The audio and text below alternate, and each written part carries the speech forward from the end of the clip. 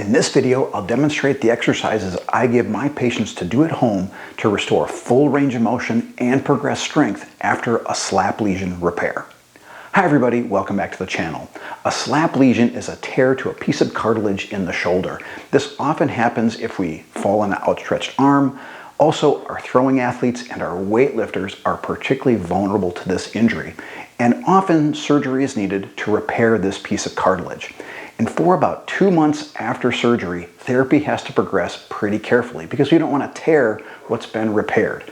Well, after that 2 months pass, we can get a lot more aggressive in therapy. And it's at this point, this 8 to 12 week after surgery point, that we want to get back to full range of motion. That's one of our big goals, restore full range of motion in this phase. In addition, we want to progress our strengthening, not only of our rotator cuff muscles, but our shoulder blade muscles.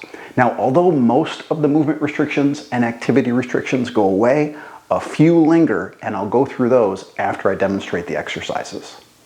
Before I demonstrate the program, I want to remind everybody, click those like buttons, subscribe, leave a comment. I mentioned in the intro that one of the big goals of this phase of rehab, this 8 to 12 week post-op phase, is we want to achieve full range of motion. We want to get all our motion back. So here's our first effort in getting that. We're going to do what's called a crossover stretch. So in this example, my right arm is my hurt arm. I'm simply pulling the arm across my chest until I feel a bit of a pull in the shoulder. You'll mostly feel some pull in the back of the shoulder. You're not pulling so much that it's painful. Avoid pain with this. Long hold time, about 20 to 30 seconds. Relax, shake it out a little bit, and repeat. Do about 3 to 4 repetitions of this exercise. In this stretch, we're trying to improve shoulder flexion or overhead reaching. I think a stability ball works great for this. You don't need it, but it helps. We're essentially going to do a child's pose. That's kind of the yoga language, or sometimes called a prayer stretch. So keeping most of my weight on my legs, not so much on my hands, I'm simply going to reach forward until I feel some pull in that hurt shoulder. Hold this about 20 to 30 seconds. Ease up on the stretch. Give it a break for a second or two and simply repeat. Reaching out, I feel some stretch, hold 20 to 30 seconds, do 3 to 5 repetitions. For this next stretch, you're going to need a belt. Throw the belt over your opposite side shoulder, reach back with the hurt arm and grab the belt. Where'd the belt go? There it is. Okay, so all you're going to do, using your opposite arm, pull the hurt arm up the back as if you're trying to scratch your back. Now you're probably not going to get this far at first, but each time you do the stretch, you just try to move a little farther. Pull the hurt arm up the back like you're trying to scratch your back with your thumb. Hold this position for 20 to 30 seconds. Relax.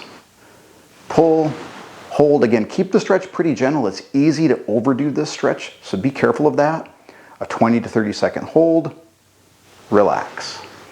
Next, we're stretching the shoulder into external rotation, and we're going to do a 3-part stretch. So first part, the elbow is near the ribs. It's kind of tucked into your side. You're going to use some kind of a stick, a broom handle, or a golf club work great, and you're simply going to push the hand straight out to the side until you feel a pull. Now notice I'm maintaining a 90-degree bend on my elbow. I'm going to hold this stretch for about 20 to 30 seconds, kind of a long time. Keep it fairly gentle. Again, you should only feel a pulling or stretching sensation, not a sharply painful sensation. After the 30 seconds, come back to the starting point. Then move the arm out about 45 degrees. Now here's the tricky part. Keep a 90-degree bend at the elbow and push the hand back again. So same movement, different arm angle. So we're stretching a little bit different part of the shoulder. Again, a 30-second hold. Come back. Then move the arm further out to about a 90-degree angle between my arm and my spine. And again, keeping a 90-degree bend at the elbow, push the hand back. I'm trying to push the back of my hand to the floor. Again, pushing until I feel a stretching sensation. Hold for 30 seconds. Come back to the starting point. Now we're working on rotator cuff muscle strength. So to do this, we're going to need anchored resistance. Choose a level of resistance that gets you pretty tired at about the 15 repetition mark. In addition, we want a towel rolled up under the arm.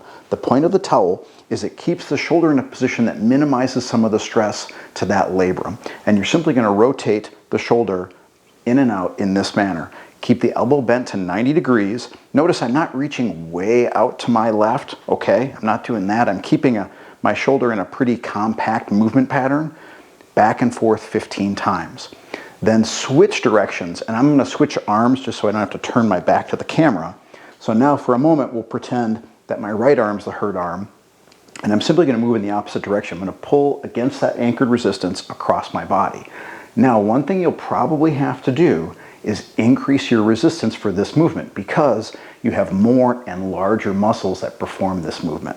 But again, choose a level of resistance that gets you tired in about 15 repetitions.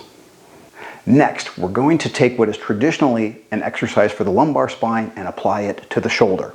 It just so happens that this movement is really quite good at improving something we call dynamic shoulder stability. In other words, we're retraining the shoulder muscle's ability to stabilize the shoulder. Also, this is our first baby step toward getting back to pushing exercises. So for our weightlifters, think bench press, incline press, that kind of stuff. So on the hands and knees, we're simply going to do what is usually called the bird dog. So in this example, my left arm is my hurt shoulder. I'm simply going to extend my right arm and left leg, hold 10 seconds. Doing this simply forces me to bear some modest amount of weight through my hurt shoulder. Come back to the starting point. Extend the limbs, hold 10 seconds. I'm bearing a little bit of weight through that hurt arm, not a ton. Come back and do this 10 times. Our last exercise is for strengthening both the rotator cuff muscles and shoulder blade muscles. So you'll need some weight. The stability ball helps. You don't need it. You can be lying flat on the floor, but I think it is much better to have the stability ball. So you're lying on your chest and stomach, up on your toes, weight in hand. I've got 2.5 pounds here. That's probably the upper limit for this exercise at this point in the program. So you're going to reach kind of toward your hips, hold, keeping the shoulder blades down, pulling the shoulder blades back, hold for just a second or two, come back to the starting point. Now reach straight out to the side. Again, keeping the shoulder blades down, I'm not shrugging. Hold for just a moment, back to the starting point. Now reaching up. Hold for a moment, come back, and cycle through these 3 movements repeatedly to about a total of 15 repetitions. I mentioned in the intro ongoing movement and activity restrictions. Right after this surgery, for about the first 2 months, movement and activity is strictly limited to avoid overstressing the newly repaired labrum. Well, after 2 months pass, most of those restrictions go away. So for example, we really don't restrict reaching at this point. But one big restriction remains. We don't want to engage the biceps muscle to a significant degree. So what does that mean? It really means you can't do any heavy lifting or carrying. So one example that's come up with me in the clinic is carrying a heavy piece of luggage, okay? For our weightlifter patients, for sure, no biceps curls, no pull-ups, no lat pull-downs. All of these exercises really pretty aggressively engage the biceps muscle and therefore put our repair at risk. Those are the home exercises I give to my patients who are in this 3rd phase of rehab after a SLAP lesion repair. I hope you found this video helpful. I hope it helps you get back to what you love to do. Again, as always, like, subscribe, leave a comment, and we'll see you next time.